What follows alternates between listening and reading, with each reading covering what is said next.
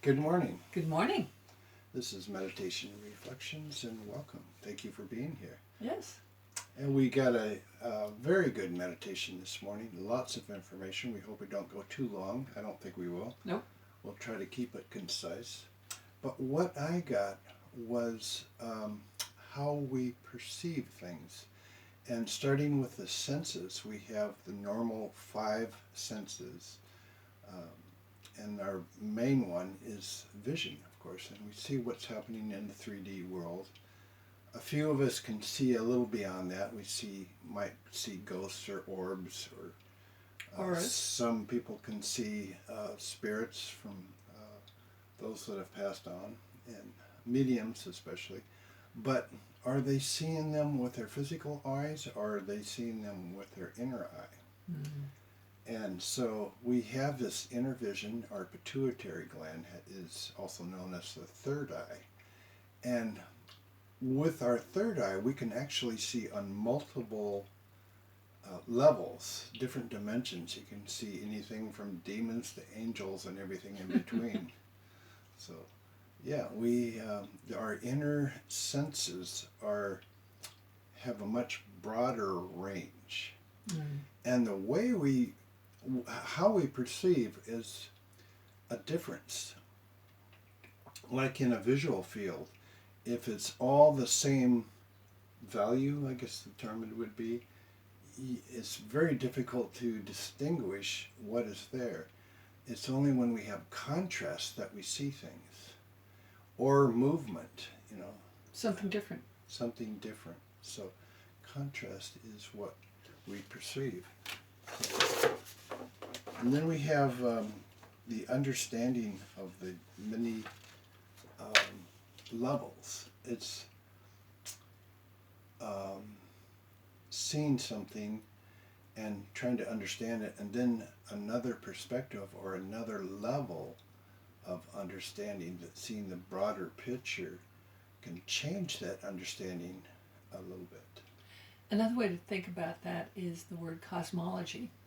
What you know about in terms of how the universe works, whether you believe in Big Bang Theory or unification of all particles theory, the various science theories, or if you have done research into guides and guidance and spirit, and those are also given a structure as well. I mean, Dante's in Divine Comedy is giving you a cosmological structure of how heaven and hell look. There's a lot of those in our culture in different forms, and there's new ones now, and then sometimes you make personal discoveries about that. That knowing is very close to what happens in art. If you are trained as an artist, you're taught little perceptual tricks like, oh, look at this very carefully and you'll see that, or look at that and you'll see that. And Glenn, living with me for years, I have shown you little things, like the variation of colors, because if I look at a color, I'm trying to make it in my head. It actually took me years to see what she was talking about. She would describe it and point it out, and I'd go, what? And finally, after sitting still and perceiving and looking and going within, and I finally got what she was talking about. And I'll give you an example. The sky, on a clear day, it looks like, oh, nice blue sky. It's all uniform and the same. Except I don't see it as uniform. No, it's not uniform. If you go into a subtler vision of it, it's actually motley, and there's slightly different values in it. It's not all the same blue all over. And then there's been a few times, I remember this happened a couple of years ago. I was laying on my back in the orchard looking up at the sky, and I saw energy patterns flowing through it. And I wasn't even on anything. I was just in a meditative state, and I could see actually the energy flow going through the sky. It was amazing. So if you have an expectation, you can see a thing. And that's true of every single profession. Whether you're a marketing person, You would be aware of other subtleties inside of a store, inside of a retail business. If you were a chef, you could detect the subtle spicing of food that would be below the perception level of the ordinary person tasting it, who would go, oh, this is somehow better than the other one. Yep. So it's that point of contrast that does eventually give you these extra awarenesses.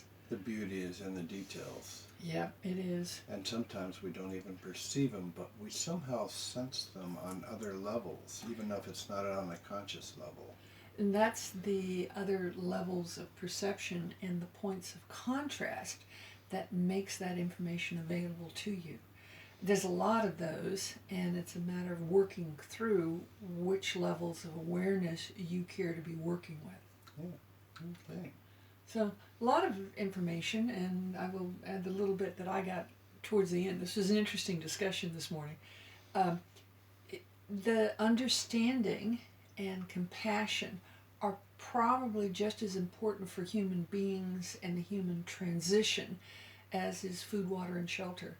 So what you know, what you understand, and what you perceive in the world is really important, and it's worth working on. Not to mention, it enriches your experience at all levels. So share from your heart. Share from your heart and be open to the possibilities of other ways of seeing, other ways of knowing, and other awarenesses. They're being presented to you all the time for you to make changes that are your choice. Thanks for being here, and we'll see you next time. See you next time, and blessings upon you. Blessings.